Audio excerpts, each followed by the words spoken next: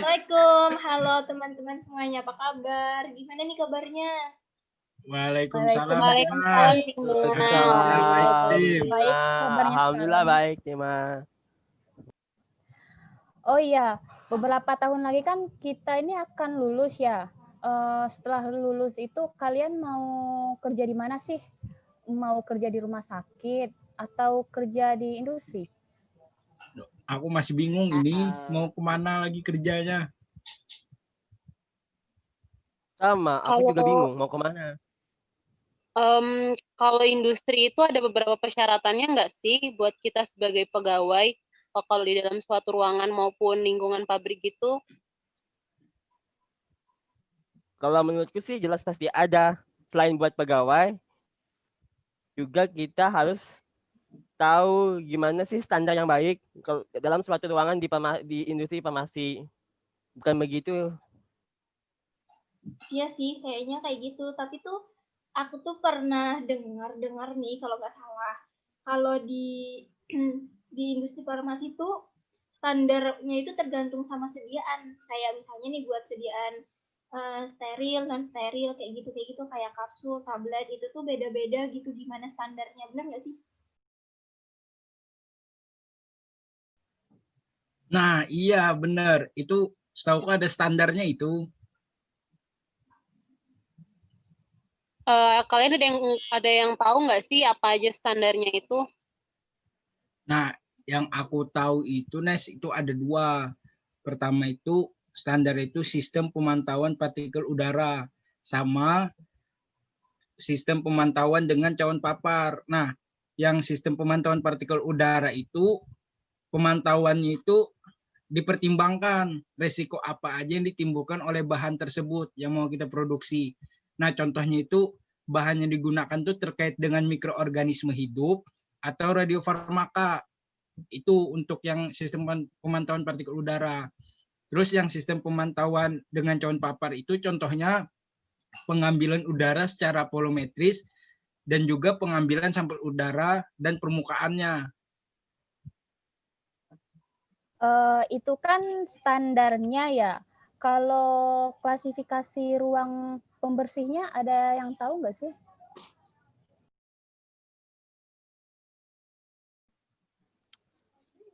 Jelas ada dong, Meja. Apalagi kalau di industri farmasi itu untuk klasifikasinya itu dibagi dua, Meja. Ada yang berdasarkan jumlah partikel dan berdasarkan jumlah mikrobanya. Itu kan itunya ya, apa sih namanya? Kelasnya kayak gitu untuk jumlah partikel. Terus kalau untuk kelas-kelas lainnya itu gimana? Jelas ada dong. Apalagi kayak aku kan kelas B. Bukan kelas B. Maksudnya untuk kelas klasifikasinya itu sudah ada. Jadi dari kelas A, kelas B, kelas C, kelas D, kelas E. E-nya itu bagi tiga. Ada E1, E2, dan E3. Nah, untuk lebih jelasnya, teman-teman bisa buka di CPOB 2018. Cari sendiri ya, biar teman-teman bisa belajar mandiri dan tahu apa itu pembagian, seperti apa pembagiannya. Bentar. Kan kemarin kita semester 3 ada kunjungan industri nih. Nah, berarti kan kayak ada gambaran kan gimana di industri. Menurut kalian kayak di Bandung kemarin kita ke Sanbe ya. Nah, menurut kalian gimana? Gimana menurut kalian kalau misalnya kalian keterima nih di Sanbe? Wah, itu seneng banget sih. Karena kan itu industri yang besar ya, besar namanya di Indonesia. Apalagi kita bisa berkecimpung ke sana. Wah, itu suatu luar biasa. Tapi kita harus penuh perjuangan dulu kuliah ini. Nah, itu kan kita belajar juga tuh pembuatan sediaannya itu yang formulasinya itu memperhatikan partikel yang masuk. Pasti tahu di industri belajar itu juga antar kita. Nah, kira-kira ada nggak sih partikel yang boleh ada itu berapa? Buat kita lebih ke industrinya gitu. Jadi kita harus belajar dulu partikel-partikelnya. Kalau menurutku ada, tapi aku kurang tahu ukuran yang digunakan untuk partikel dalam industri farmasi itu seperti apa ukurannya. Dan aku juga bingung gitu. Ada sih, Pi. Jadi untuk partikel minimumnya itu diizinkan itu ada 2, yaitu non operasional dan operasional. Kayak gitu. Nah, itu kan buat setiap ukuran partikelnya itu sesuai sama kelasnya atau sesuai karena apanya nih? Kayak gini, Tim. Untuk kelasnya sendiri itu ada A, B, C, sama D. Dan untuk standar partikelnya itu ada non operasional dan operasional tadi kan. Terus untuk ukuran partikelnya itu tuh ada 0,5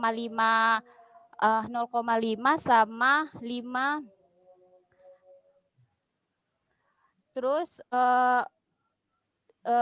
dari ukuran tersebut di setiap ruang per meter kubiknya. Dan untuk jelasnya itu tuh bisa kalian lihat di CPOB 2018 khususnya itu halaman 7. Nah, itu tadi kan terkait ukuran partikel berdasarkan kalau ruangan di industri farmasi kan pasti kan ya, apalagi dalam pembuatan obat-obatan. Nah, ada nggak sih sediaan steril estetik? Aku jadi penasaran deh apa aja sih kegunaannya ya dalam industri farmasi.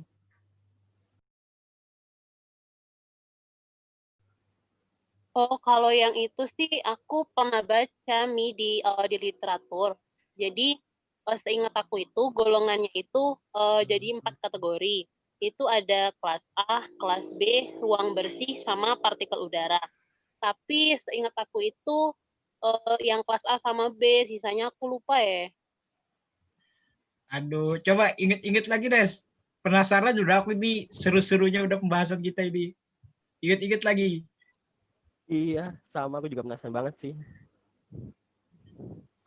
Jadi yang aku ingat itu kan yang kelas A. Jadi kalau buat kelas A itu pemantauan partikelnya itu hendaknya itu dilakukan selama proses kritis berlangsung. Jadi itu termasuk perakitan alat kecuali bila dikualifikasi bahwa kontaminasi yang terjadi dalam suatu proses itu dapat merusak alat perhitungan partikel atau menimbulkan bahaya. Jadi misalnya organisme hidup dan bahan berbahaya radiologis. Terus sistemnya itu sama kayak yang B.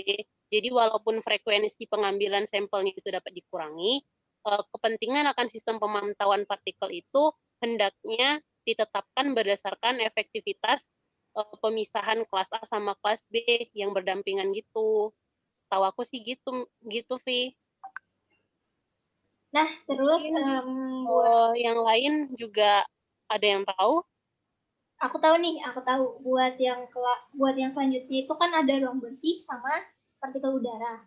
Aku pernah baca dan kalau nggak salah ya, jadi sistem pemantauan dari partikel udara itu dia terdiri dari beberapa alat perhitungan partikel yang independen. Jadi suatu jaringan dari serangkaian titik pengambilan sampel itu bakalan dihubungin dengan manifold pada satu penghitung partikel atau kombinasi dari kedua sistem tersebut. Sedangkan buat ruang bersih dan sarana udara bersih itu dipantau secara rutin pada saat kegiatan berlangsung dan pemantauan lokasi pengambilan sampel itu harus berdasarkan studi analisis resikonya. Jadi studi analisis resikonya itu gimana yang diklasifikasikan di ruangan dan garis miring atau sarana udara bersih itu sendiri. 28. Oh gitu ya, Tim.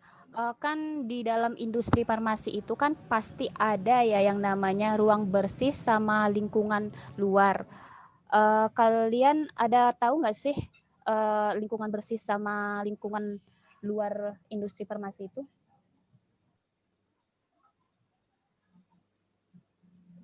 Buat tekanannya ya, tekanan ruang bersih terhadap sekitar lingkungan farmasi gitu, industrinya. Oh iya. tekanannya itu gimana sih? Aku tuh bingung juga tekanannya ruang bersih sama di luarnya gitu.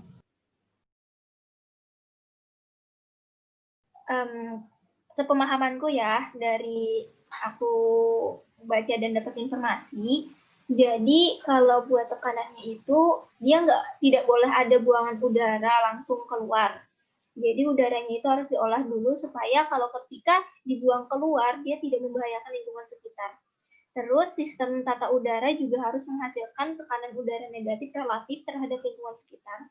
Terus ada perbedaan tekanan udara itu harus diatur agar tidak ada aliran udara yang terkendali antara area kerja dengan lingkungan sekitar. Jadi perbedaan tekanan udara yang di dalam ruang bersih dengan lingkungan sekitar itu harus benar-benar terkendali. Sehingga tujuannya itu supaya di lingkungan sekitar itu udara yang keluar dari pabrik atau industri yang berbahaya, mungkin bahan-bahan yang digunakan itu berbahaya bagi lingkungan, itu tidak akan mencemari udara lingkungan sekitar. Terus untuk selanjutnya itu harus ada indikasi visual status tekanan udara pada setiap ruangannya. Oh, pantesan tuh yang kita kemarin ke Sunbe, terus Indofood yang kita di Bandung itu. Iya, benar. Itu emang benar-benar kayak bersih gitu, di ruangannya bersih, lingkungannya pun bersih. Ternyata pengaruhnya sangat besar ya buat sediaan sterilnya itu. Aku baru tahu itu. Jadi buat tekanan ruangnya sama lingkungan sekitar itu harus benar-benar diperhatikan ya. Iya, Pi. Karena itu banyak pengaruhnya untuk produksi sediaan juga, Pi. Begitu, Pi.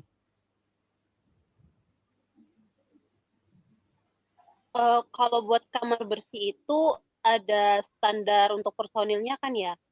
Kalian ada yang tahu nggak sih apa aja sih standar-standarnya itu gimana? Kayak gini Nes, kalau untuk standar personilnya itu tuh personil yang di dalam ruang itu tuh harus dipilih secara sesama, dan juga yang di dalam ruangan itu tuh tidak boleh banyak orangnya, harus terbatas jumlahnya, dan juga standar higienis perorangan dan kebersihannya itu tuh adalah esensial. Kita tuh harus menggunakan sarung tangan dan penutup kepala juga di sana. Dan juga kita tuh harus rutin desinfeksi selama bekerja agar kita tidak terkontaminan saat di dalamnya itu. Dan juga kita harus menggunakan penutup kepala dan kaki. Kayak gitu, Nes. Oh, tapi itu secara umum ya, Za? Secara umumnya. Tapi ada nggak sih per kelasnya, semisal kelas A, kelas B, itu kan secara umum tuh luas. Ada nggak lagi? Nah, kalau buat di industri itu untuk ruang-ruang bersih untuk personil ataupun ruang-ruang bersih untuk sediaan itu ada kelasnya. Sama kayak kita kuliah ada kelasnya. Cuman kalau di industri itu dibedain kelas-kelasnya. Dia tuh ada kelas A, B, C, D kayak gitu. Untuk kelas A itu khusus untuk zona yang kegiatannya beresiko tinggi. Jadi kayak misalnya zona pengisian, wadah tutup karet. Nah, industri farmasi kan biasanya ada tuh yang sediaan vial yang tutupnya karet. Nah, di situ benar-benar harus dijaga sterilisasinya, harus dijaga kebersihannya gimana pun caranya supaya tidak ada kontaminasi yang bisa masuk ke dalam obat itu sendiri. Nah, terus kayak dari ampul sama vial terbuka. Nah, itu juga harus benar-benar dijaga. Terus ada penyambungan secara aseptis. Untuk kelas B, itu pembuatan dan pengisian secara aseptis. Untuk ruangan, pembuatan sama pengisian yang secara aseptis. Kelas ini tuh lingkungannya itu berlatar belakang untuk zona kelas A. Selanjutnya itu ada kelas C sama D. Untuk area ini, area bersih untuk melakukan tahap proses pembuatan yang mengandung resiko lebih rendah. Jadi untuk kelas C sama D itu, resiko pembuatannya itu pembuatan obat-obat yang resikonya lebih rendah dibandingkan kelas A sama kelas D. Oh gitu. Banyak juga yang perlu diperhatiin buat di industri ini. Itu aja banyak yang diperhatiin. Kalian ada yang merhatiin nggak sih? Parah, nggak ada. Kalau aku sih ada ya. Pabi ini. jelas lah meja ada. Kan dia sering pakai skincare. Lihat aja mukanya makin glowing gitu. Bentar deh. Kok dalam industri masih ada kata-kata glowing sih? Aku jadi gimana gitu. Wi, lain glowing, tapi glowing. Bukan salah. Itu maksud Kan Goni. Gowning, nggak pakai L. Oh, aduh, aku nggak tahu. itu maksudku teman-teman. Ya maaf, lupa banyak tugas kuliah, jadinya kepikirannya glowing mulu gitu. Pakai skincare apa Mi jadi glowing Mi? Skincare yang ada aja lah. Balik lagi. Apa sih gowning itu, aku juga baru dengar. Kayak aku ngertiinnya cuma gowning kayak gaun-gaun gitu. Aku baru denger, aku taunya glowing ya, glowing. Ayo jelasin ada yang tahu nggak?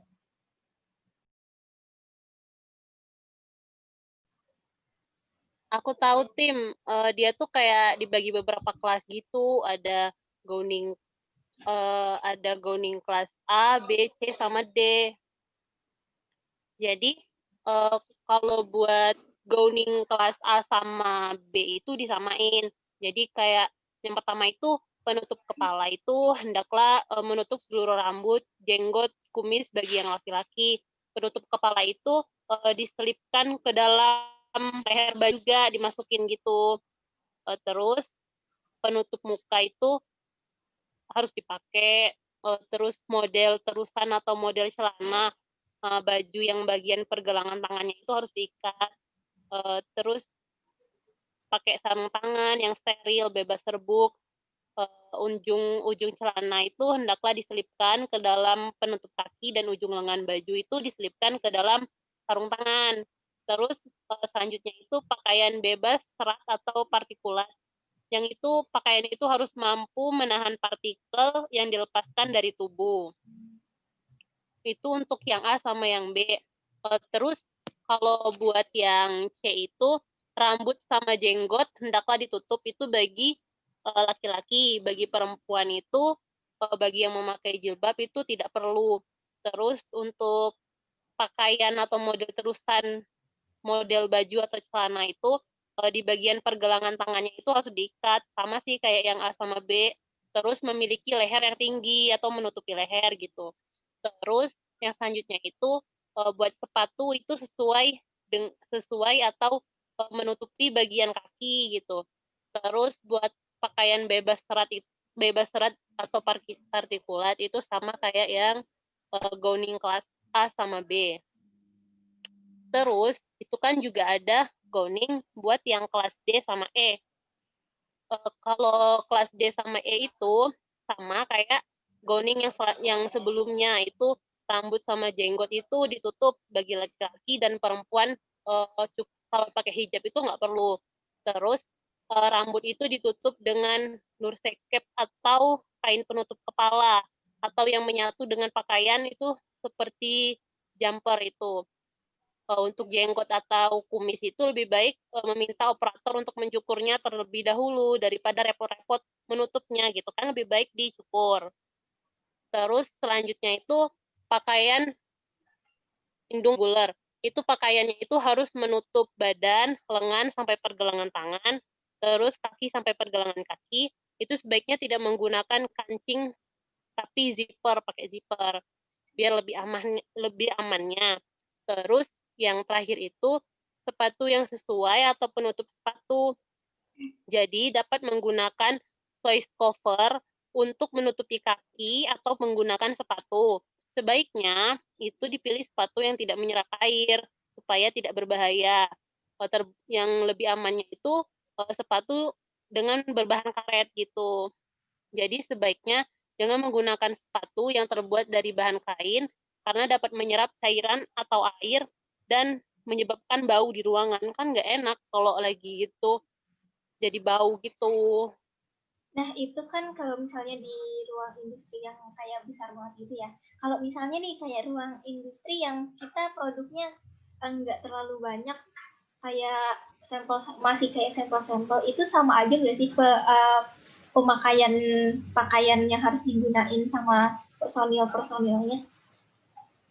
Kalau setahu aku sih sama aja, buat keamanan kita juga sama kesterilan bahan uji yang kita akan uji gitu, biar lebih amannya. Oke. Ada gambaran nih buat di industri. Wih, aku ternyata kemarin kan kita yang ke Sunbay Indofood, pantesan yang di ruangan itu kan pada yang kayak dijelasin Nesi tadi, pakai baju lengkap, terus pelindungan lengkap, ternyata begini tuh materinya. Wih, Iya, keren sih. bener banget. Baru tahu. Aku kira Baru cuma tahu, ya udah itu persyaratan kalian masuk. iya, ternyata Ya, itu gitu. masuk buat keselamatan juga, ada keselamatan di sana sama keselamatan buat obat-obatnya. Iya, Vi, itu memang sudah jadi standarnya gitu. Apalagi kalau misalnya obat-obat yang buat kanker, virus tuh beda lagi kali ya, standar-standar buat pemakaian sama ruang-ruangnya. Mungkin lebih Iya, Ah, itu pasti sih lebih lebih aman ketat lagi lagi sih. gitu. Iya, lebih ketat lagi sih.